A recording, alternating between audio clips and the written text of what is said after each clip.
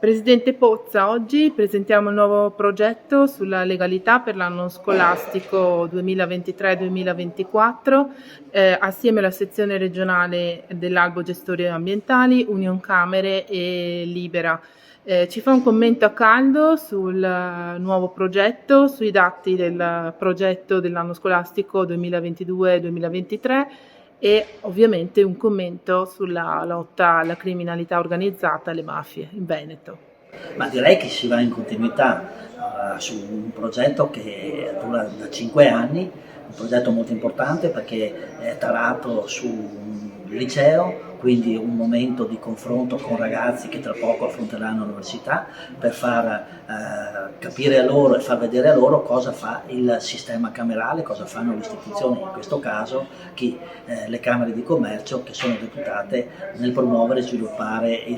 l'attività e il territorio. È un progetto importante perché parlare di legalità al giorno d'oggi direi è un'attualità che deve essere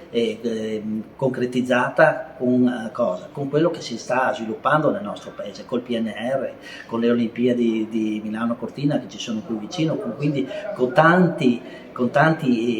progetti che portano nel territorio investimenti, e questi investimenti sono appetibili a chi? Soprattutto al malaffare. Il nostro territorio è ricco di imprese, è un territorio molto importante nel contesto nazionale e il malaffare cerca di inserirsi ovviamente, e noi dobbiamo seminare, lo stiamo facendo proprio con questi ragazzi che sono ormai ragazzi di una certa maturità, che possono comprendere e capire effettivamente, frequentando la Camera di Commercio, il Tribunale, cito qualche esempio come è nel progetto, proprio per far sì che questa nostra formazione possa essere spesa un domani quando saranno imprenditori o liberi professionisti. Quindi Camera di Commercio, Albo regionale dei gestori, Union Camere e Libera sono nel pezzo. Vuol dire che le istituzioni ci sono, le associazioni ci sono, e questo è il segnale che fa bene alle nostre imprese e soprattutto è un monito per chi vuole inserirsi con cattivi pensieri nella nostra realtà. Quindi una cultura dell'educazione e della sensibilità che quest'anno ha visto protagonisti più di 2600 ragazzi con più di 60 eventi in tutto il territorio del Veneto. L'impegno profuso è un tema quindi molto sentito, quello della lotta alla criminalità organizzata e alla mafia in Veneto. Secondo lei che tipo di infiltrazioni potrebbero esserci nel nostro tessuto imprenditoriale e che valore ha appunto dare a questi studenti, che potrebbero essere gli imprenditori di domani, un percorso di approfondimento di questo tipo? Ma le infiltrazioni sono infiltrazioni da colletti bianchi, nel senso che la mafia, la camorra, il malaffare entra con cosa? Con professionisti al giorno d'oggi, dove ci sono possibilità di progettualità da portare a casa e di mettere in mano,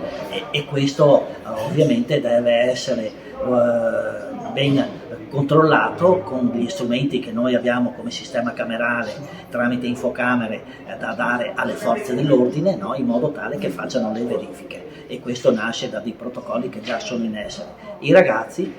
frequentando appunto la Camera, le varie istituzioni, possono apprendere e capire con mano e vedere cosa si fa. Questo è direi la base per poter far sì che fatti come quelli di Eraclea, per dire, o altri possono essere contenuti, perché sappiamo che la mafia è potentissima, il malaffare è potentissimo, ma anche noi come strutture pubbliche abbiamo i nostri anticorpi, abbiamo la nostra capacità di reazione, che sta anche nel preparare i giovani futuri imprenditori, futuri professionisti. Un numero molto importante, 2600 ragazzi, questa è una buona serie.